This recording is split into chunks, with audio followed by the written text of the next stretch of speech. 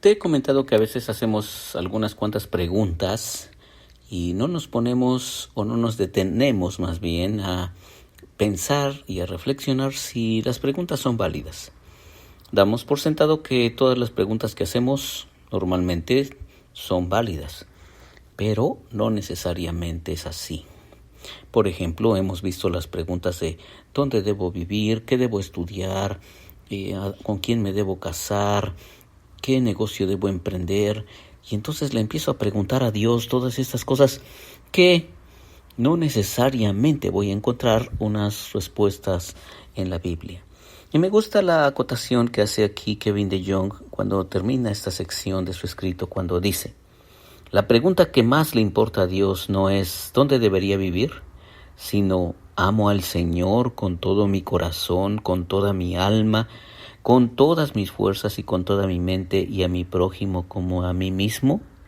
Según Lucas 10:27.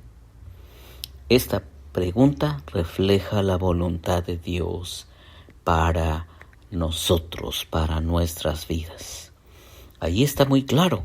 Cuando le preguntaron al Señor Jesucristo ¿cuál es el más grande mandamiento?, Él respondió diciendo: amarás al Señor tu Dios con todo tu corazón, toda tu alma, todas tus fuerzas, con toda tu mente, y a tu prójimo como a ti mismo. Ahí está muy claro lo que para Jesús era lo más importante. El apóstol Pablo lo confirma.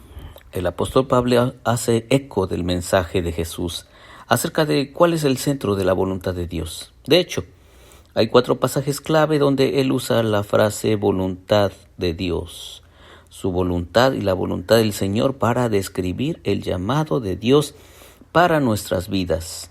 Caminar según la voluntad de Dios significa buscar primeramente el reino de Dios y su justicia. Primero, la voluntad de Dios es que vivamos vidas santas. Esto lo puedes encontrar en 1 Tesalonicenses 4:3, donde dice: la voluntad de Dios es que sean santificados, que se aparten de la inmoralidad sexual. Ahí tienes un resumen de la voluntad de Dios para tu vida.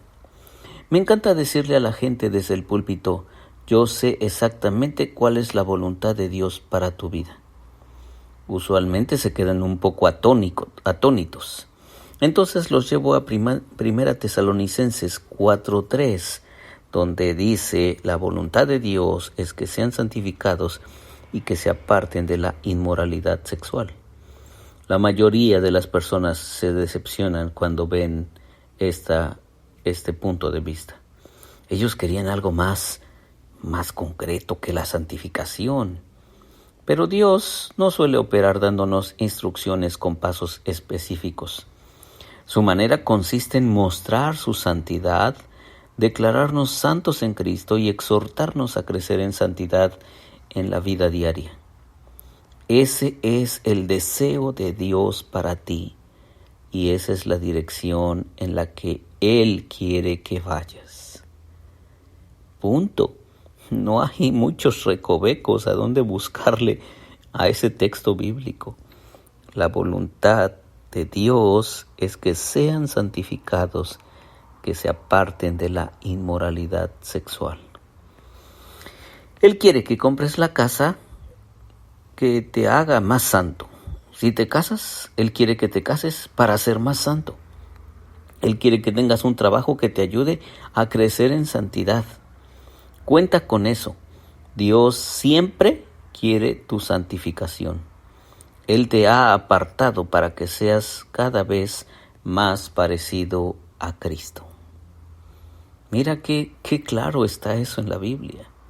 Te digo, no hay muchos recovecos, no hay muchos subterfugios, no hay muchos caminos chuecos para entender allí lo que la Biblia claramente nos dice.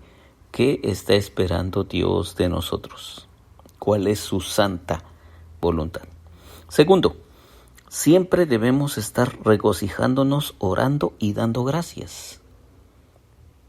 Siempre debemos estar regocijándonos, orando y dando gracias. El apóstol Pablo da 3 mandatos sencillos. Estén siempre gozosos, estén siempre alegres, oren sin cesar. Den gracias a Dios en toda situación, porque esta es su voluntad para ustedes en Cristo Jesús. Está muy claro el texto, ¿sí o no? Eso lo puedes encontrar en 1 Tesalonicenses 5:16 al 18. Dice así: estén siempre alegres, oren sin cesar. Den gracias a Dios en toda situación, porque esta es su voluntad para ustedes en Cristo Jesús.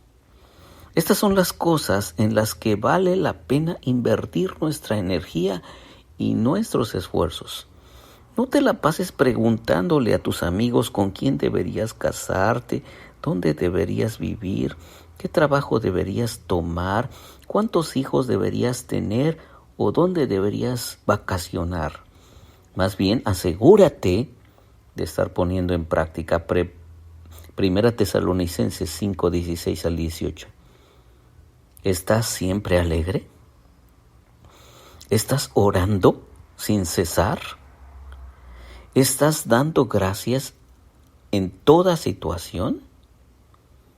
Deberías. Esta es la voluntad de Dios para nosotros en Cristo Jesús. Una vez más, si tú lees con detenimiento este versículo, 1 Tesalonicenses 5:16 al 18, te darás cuenta que no hay muchos caminos torcidos por donde desaparecer. O sea, muchas veredas a las cuales buscar para interpretar el texto y encontrarle ahí algo misterioso o algo así. No, está muy claro. Estén siempre alegres, oren sin cesar, den gracias a Dios en todo, porque esta es la voluntad de Dios para ustedes en Cristo Jesús. Tercero, debemos conocer la voluntad de Dios para poder dar fruto y conocerlo mejor. Te repito eso. Debemos conocer la voluntad de Dios para poder dar fruto y conocerlo mejor. Por eso, desde el día en que lo supimos, no hemos dejado de orar por ustedes. Pedimos que Dios les haga conocer plenamente su voluntad con toda sabiduría y comprensión espiritual. Colosenses 1:9. Sí, te sugiero, es más, que detengas este audio y si ya no lo quieres terminar de escuchar, está perfecto, siempre y cuando vayas a tu Biblia y busques Colosenses 1:9.